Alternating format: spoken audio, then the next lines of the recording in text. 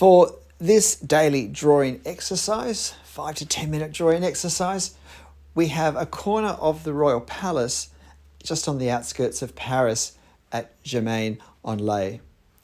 It's a wonderful scene as we come out of an alleyway. I actually sat and sketched this on location in pencil. I lugged, about 5 kilos of drawing materials around every day for 4 weeks, and this sketch was the only drawing that I did with it. Never mind. It was nice to at least to have done something. So this drawing takes me, well, it actually took me 12 minutes to do in real time. And the important thing with these sketches, because we're not going to be able to fuss with detail too much, but it's still good to have an aim of what we're trying to accomplish in a short, relatively gestural drawing. There are still skills that we want to develop. And for me, it's keeping the proportions correct. That's, I think, the main benefit that I can gain from these fast gestural drawings. It's doing line work fast enough that I can actually cover the subject adequately, but it's also keeping those lines in proportion to each other. So these stacked cylinders, if you like, on this corner tower, keeping those in proportion. And then positioning the details that I do draw, and that the details I do draw are as much in proportion as they can. These vertical lines that go around the towers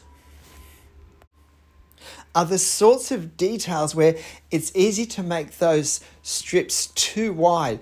The simple line width of a 0.3 millimeter pen that I'm using at this point is sometimes an issue with trying to do detail that is just too fine for the lines that we want to use. Because if we leave enough, if you like, white space between the lines, then when you add the thickness of the lines, the total width is far more than what we see in the reference, where the actual, if you like, line is just an edge, not actually a line. And an edge takes up, in a sense, no space at all. So these are the problems we have when we draw a large building on a very small scale, and we have a pen that's not as fine as what we're looking at.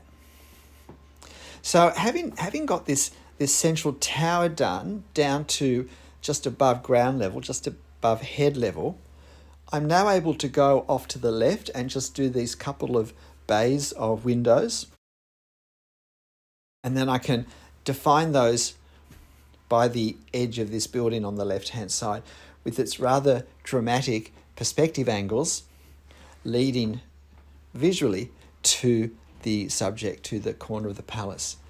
And so this is a great exercise to check out perspective angles, our extreme perspective angles. And I would suggest that if you draw this, after you've drawn those left-hand side perspective angles, that you actually get a pen or a strip of paper and just slide the angle from the reference across onto your drawing and see how closely you've managed to capture the angle, or whether you've been tempted to make it either too great or, probably more commonly, not great enough. So now I'm coming off on the right-hand side detail as well, which is a little more fiddly, and my lines are a little more wandering, so to speak. Get this rounded corner tower in place. It's probably just not quite as wide as it should be, and it doesn't sort of come down in as straight a line perhaps as I would have liked. But there are some sacrifices we make for speed in a quick gestural drawing. What's important when we do operate under these conditions is that we don't lapse into carelessness. There is a difference between drawing quickly and briskly and making some compromises for accuracy, and just being careless with our lines. Because if we're being careless with our lines, we're not actually learning anything of great value. We want to make sure that there is some element, some aspect of the drawing experience that we're having in these quick drawings which is useful. But sometimes it's simply the desire that we wish we had more time. And therefore, we might be more inclined to squeeze time into our week or our day even, for a redraw with more time or more time with a different subject.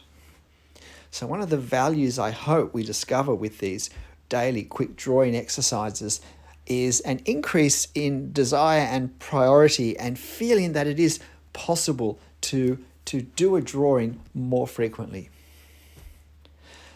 So I established some of the figures that are at ground level, partly because they're in front of the lower part of the castle, of the palace. So we can't really draw what's in front of them without defining what space we need to preserve for them.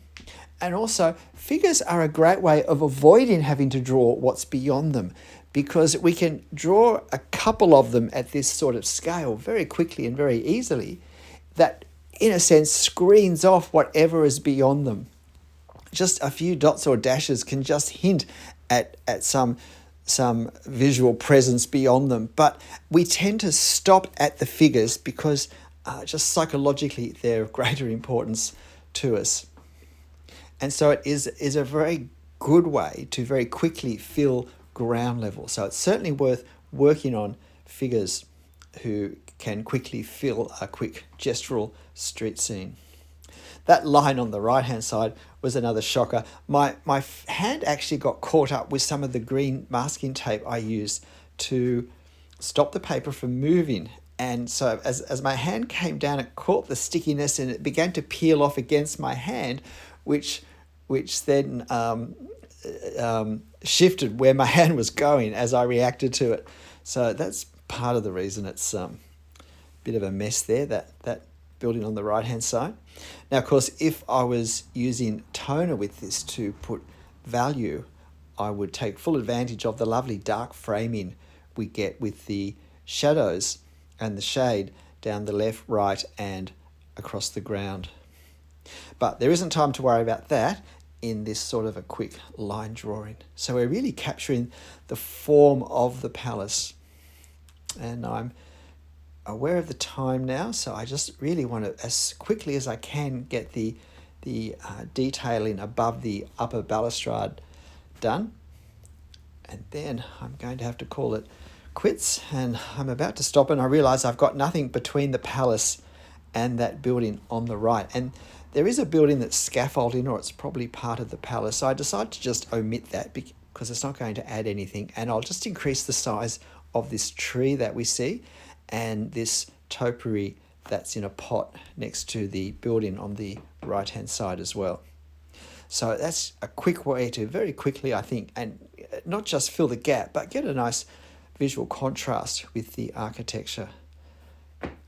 Foliage is always a great contrast. G'day, I'm Stephen Travis. Look, I hope you find this quick 10-minute drawing exercise something you can do quickly in 10 minutes. You'll find the reference on my channel community page. But hey, if it takes 15 or 20 minutes, what's the problem with that? But look, whatever you draw and however long you draw it for, have fun. Bye.